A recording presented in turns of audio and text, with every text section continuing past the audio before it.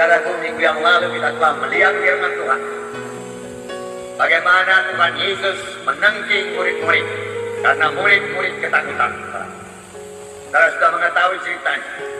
Pada waktu itu, saudaraku, Tuhan Yesus di atas perahu bersama dengan murid-murid.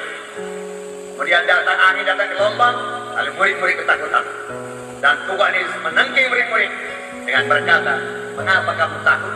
Mengapa kamu tidak percaya?" Tuhan Yesus tidak suka murid-murid takut. Demikian Tuhan tidak suka kalau kita takut, karena Tuhan dalam kita. Murid-murid juga memiliki Yesus bersama-sama dengan di dalam perahu.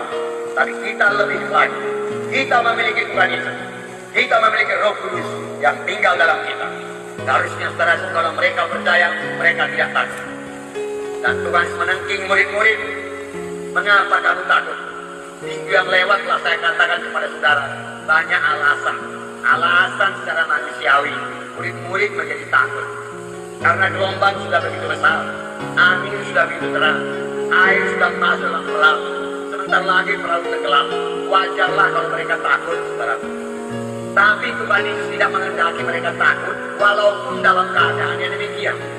Sebab yang pertama, saudaraku, karena Yesus beserta dengan mereka.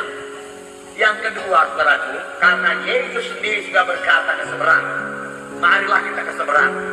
Kalau Tuhan Yesus berkata ke seberang, pastilah mereka sampai ke seberang. Bagaimanapun hebatnya badai gelombang yang menerpa mereka, karena firman Tuhan ya dan amin. Langit bumi boleh berlalu, tapi firman Tuhan tidak akan berlalu. Tetapi apa yang dikatakan Tuhan Yesus sudah sirna daripada pikiran mereka. Mereka dikuasai oleh apa yang mereka lihat. Mereka dikuasai oleh pengalaman mereka. Mereka dikuasai oleh pikiran mereka secara manusia. Biasanya kalau gelombang sudah begini besar, biasanya kalau kapal yang begini ditimpa ombak begitu besar, pasti tenggelam. Lalu murid-murid melihat kematian, murid-murid melihat celaka. Tapi Yesus begitu tenang tidur di buritan kapal. Kenapa, saudara? Karena Yesus sama sekali tidak melihat kematian. Yesus melihat mereka sampai dengan selamat di seberang. Yesus melihat dia melayani dan membebaskan orang yang kerasukan di seberang sana. Yesus tenang, saudara. Nah, kemudian murid-murid yang begitu khawatir, begitu panik membangunkan Yesus. Tuhan, tidak akan kau peduli kalau kami binasa, tidak binasa. Lalu Tuhan Yesus bangun mengalami angin, diam danau, lalu angin jadi tenang, danau jadi tenang. Tapi Yesus berkata kepada murid-murid, mengapa kamu takut? Mengapa kamu takut? Aku beserta dengan engkau. Aku telah berkata ke seberang, pasti sampai ke seberang. Mengapa kau takut? Mengapa kau tidak percaya? Mengapa kau tidak percaya kepada firman-Ku? Mana lebih berkuasa firman-Ku apa danau ini? Mana lebih berkuasa firman-Ku atau angin ribut ini? Daraku, firman Tuhan lebih berkuasa. Amin. Demikian juga dalam hidup kita, dalam perjalanan kita, Tuhan sudah berkata kepada kita sampai ke seberang sana, pada sorga. Nama saudara sekarang sudah tertulis dalam buku kehidupan. Amin. Adakah saudara bersuka cita nama saudara tertulis di sorga? Haleluya. Kelak kalau saudara sudah melayani Tuhan berbuah lebat, saudaraku, panjang umur saudara akan sampai ke sorga kalau Yesus belum datang. Lalu pada waktu itu buku kehidupan akan dibuka, saudaraku, dan nama saudara ada di sana. Oh, pada waktu itu alangkah senangnya pintu sorga terbuka bagi saudara. Akan ada gangguan-gangguan sebelum saudara sampai ke seberang sana. Tetapi itu bisa saudara pakai untuk melatih iman saudara untuk jangan takut dan bersandar kepada Tuhan. Nah, saudara yang punya kekasih dalam nama Yesus, Tuhan Yesus berkata lagi dalam Matius 6 ayat 25 sampai 33. Matius 6 ayat 25 sampai 33. Buka kitab saudara. Sini dikatakan jangan khawatir. Jangan khawatir karena apa yang kau makan, jangan khawatir apa yang kau pakai. Kemudian dikatakan Tuhan, cari dahulu kerajaan Allah. Saudara, jangan karena makanan saudara tidak kebatian pada hari Minggu. Jangan karena mencari uang saudara tidak kebatian pada hari Minggu, saudaraku.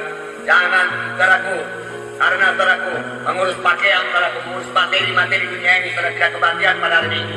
Firman Tuhan berkata, carilah dahulu kerajaan surga dan kebenarannya, maka sekaliannya akan ditambahkan padamu, ditambahkan padamu, ditambahkan padamu. Naik berjalan di atas air, saudaraku. Murid-murid ketakutan lagi, itu hantu dia katakan. Murid-murid selalu berkata yang jelek. Sebagai orang Kristen jangan berkata yang jelek. Jangan berpikir yang buruk pasti jadi. Dalam pikirkan yang baik dan jadi. Nah, saudara, Tuhan tidak suka kita takut. Tuhan suka kalau kita percaya. Kalau kita tidak takut, saudara, percaya penuh kepada Dia. Sekali lagi Tuhan berkata kepada murid-murid, tenanglah, api, jangan takut. Masa kamu tidak kenal badan? Terus saudara menjadi berani. Kalau betul engkau itu Tuhan sebuah udara berjalan air. Dan berkata, mari, haleluya. Saudara saya kasih dalam nama Yesus. Tuhan tidak marah. Petrus meminta mujizat Tuhan, Tuhan tidak marah. Tuhan tidak berkata nanti Petrus sudah kau sempurna dari imanmu, sempurna kesucianmu, baru kau boleh berjalan di atas air. Tidak. Kalau kau percaya, mari. Sama sebagaimana iman jadi padamu. Petrus beriman, dan Petrus turun dari air, turun ke air, lalu berjalan di atas air. Alangkah indahnya Petrus berjalan di atas air. Saudara yang bersuka cita dan bersorak-sorai, dan berkata, haleluya Tuhan. Kau memberikan kuasa kepada berjalan di atas air. Haleluya, haleluya, melompat-lompat di atas air. Pasti bisa, saudara. Tapi kemudian dia timbang pikirannya, penglihatan matanya, karena firman Tuhan berkata, ketika dilihatnya melompat dan dirasanya angin, aku lagi-lagi takut. Lalu dia mulai tenggelam. Dari sini kita belajar, takut menutup kuasa Tuhan. Takut keraguan membunuh iman. Kalau datang takut, iman pun keluar.